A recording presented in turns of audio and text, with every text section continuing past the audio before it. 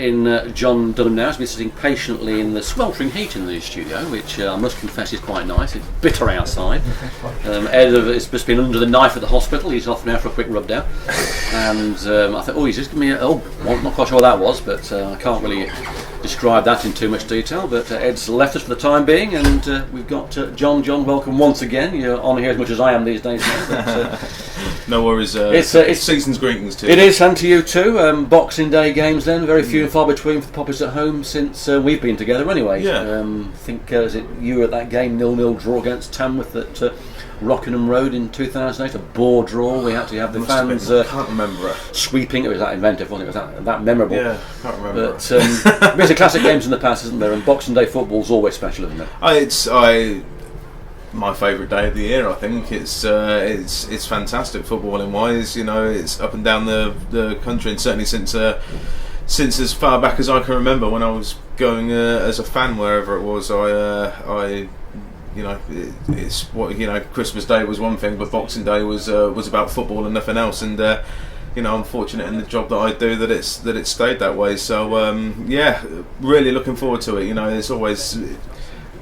I always think it's like a cup day because form tends to go out of the window on Boxing Day and your New Year's fixtures and everything like that. I think it's a good opportunity to if you're not in form to put yourselves in form and likewise you can, if you are in form, it's one of those days where you could easily slip up as well.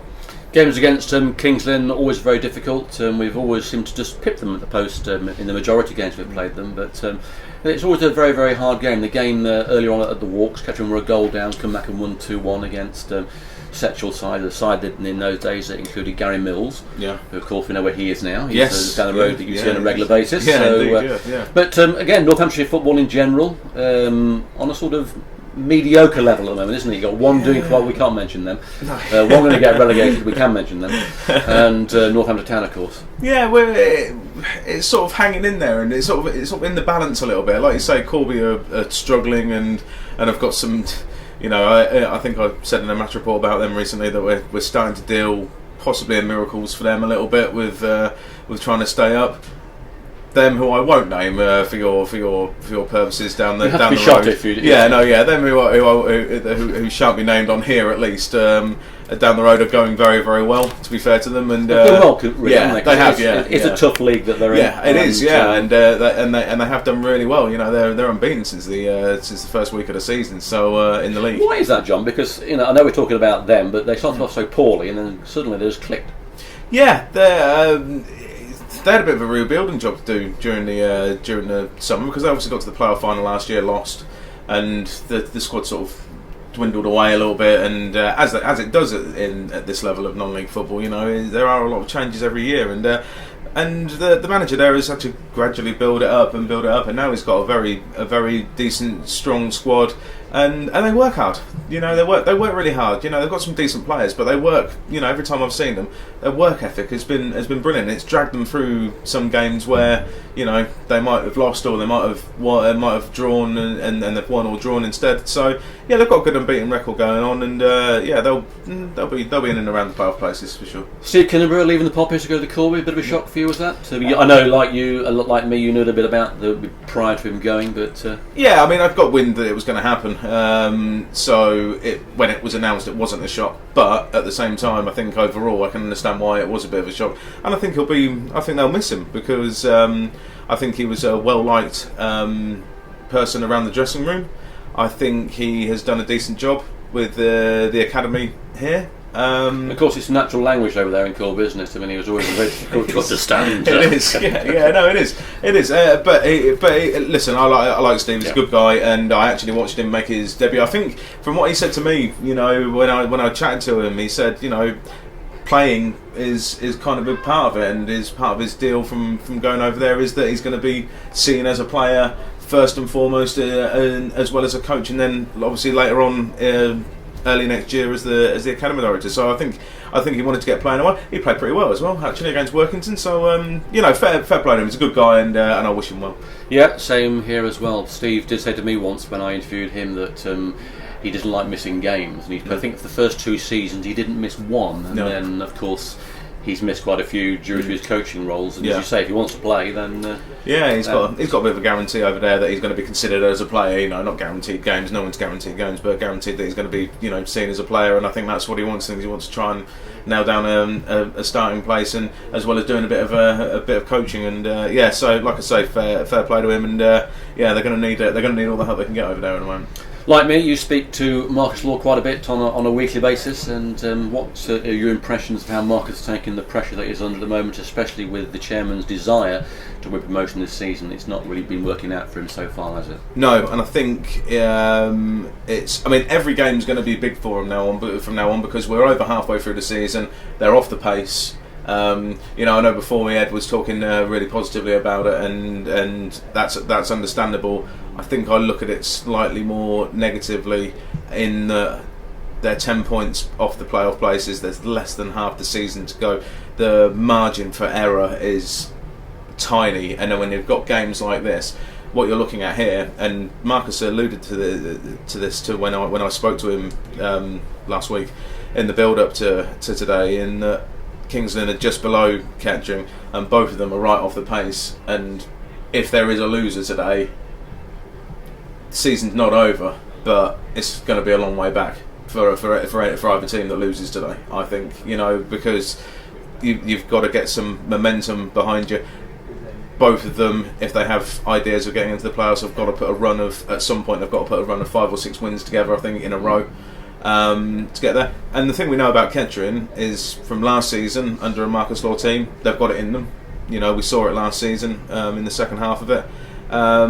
It's just been so frustratingly inconsistent this season, because we know they've got it in them, but they haven't won enough games against the teams that are above them at the moment, and that's what they're going to have to do if they're going to force their way back into the playoff reckoning. They've got a lot of work to do, but all they can do is win games. And if they win today, this is where I do agree with Ed, if they win today, then it stands them in very good stead going into the new year, because in January in particular, you've got Kings Lynn today, who are actually below them at the moment. You've got Cambridge City on a week today, who are below them. Basingstoke. And then Basingstoke, who are below them. And then all of a sudden after that, I think they've got 4 games in a row against teams who are Basingstoke, above them. I went to Basingstoke, and they were cut apart like knife through butter. And they've beaten. I think they beat someone pretty good at home the other week, didn't they? They beat Hitchin or someone like that. Basingstoke. They pulled another result out from somewhere. So look, they've got to get a good number of points out of today, Monday, and Basingstoke, and then they go into, I think, 4 games in a row against teams who are above them, which they're going to have to get points out of as well. Hypothetical question, difficult question here, but if Kettering Town lose today, how does that, in your opinion, put Marcus Law's job? I think Marcus has been not so much on thin ice, but I think he has probably been walking a little bit of a tightrope for maybe a couple of months, to be honest, because and that's just the nature of the beast. He won't mind me saying it. I don't really care if he minds me saying it or not, because it's just the way I see it. It's nothing that I know from within the boardroom. I've heard things which I won't repeat, because that's not what it's all about. But he's naturally going to be under pressure, because at the start of the season they made it quite clear that they wanted promotion, and as it stands, they're not going to get it. So. Of course, he is going to be under pressure, and if they lose today, then I think that pressure will be intensified greatly. To be honest, because not only will it mean that their hopes have been hit, but it means that a team just behind them, are in position to overhaul them and go on themselves. And I think I find it it's disappointing, because I like Marcus, I get on well with him, but for some reason they have been lacking the consistency this season, and it is costing them. And ultimately, individual errors, not taking your chances in games and everything like that, it does get down to the players. But ultimately, he knows, he's been around football long enough, one person carries the can at the end of it, and if they're not going to be in a position to do it, then he's the one who's going to be questioned by the board. Support also has dwindled in recent weeks. We've not had a Boxing Day game at home for quite a while. It'll be interesting to see what the attendance is today, because there's always the theory that people come out on Boxing Day to watch football. We'll see if that happens at Latimer Park. Can't see too many pictures at the moment. There is a picture at the moment we can see. There's a few people out there, but doesn't really give us too much of the impression of what's going on. But the people on about 800 and winning 3-4-1. It'd be nice if that could happen. I can't see 800 being here today. And of course, next week is show us your support against Basingstoke, where you can watch the Poppies play with the community value hashtag on there. The Kettering in the community. Everyone's going to be here for that against Basingstoke, and I think there probably will be more of this game than that, to be fair. Yeah, well, I think that I'm, like I said, I haven't been out into the ground just yet, but I would assume there's quite a few from Lynn here. They're pretty well supported, aren't they? So hopefully there's a few here to bulk up. But yeah, the way the crowds have diminished has been really disappointing, because I don't think they've been that bad. This is the thing. I don't think as a team they have been as that bad. They've certainly not been as bad as some people will tell you they've been. I'll tell you that for free. But it's winning games. It's all about winning games. When you're in non-league football, it's all about winning games. If you want people through the gates, if you want to make people interested, aside from your diehards who will always be there, and Kettering are fortunate in that they have got a lot more compared to other clubs. They are fortunate from that point of view. But it is all about winning games, and certainly at home they haven't won enough games, as we know. That home record was horrendous for a long time. So it's not been helpful. But I don't understand why it's dwindled so badly. Because 150 down on last season so far. Yeah, that's disappointing. But maybe if there's a big push in the second half of the season, then maybe that average will be pushed up again. But I think maybe what people are looking at is that, can you see a big push coming? And I suppose the answer to that question is no. But if it starts, then I'm sure the crowds will go up again. For me, it was disappointing last week at Slough after that, going down 3-0 very early on, and I know we got 2 late goals back, but that sort of papered over the cracks to a certain extent. But it wasn't a good performance, and every time we win high, we beat St Ives 7-0, didn't we? And we lost the next game after that, and same thing happened against Slough. I think the team's coming out, John. So nice and early. But I think just on that, I think the point about that is that teams have to be. Kettering are a perfect mid-table team at the moment, because they're beating the teams below them and they're losing to the teams above them.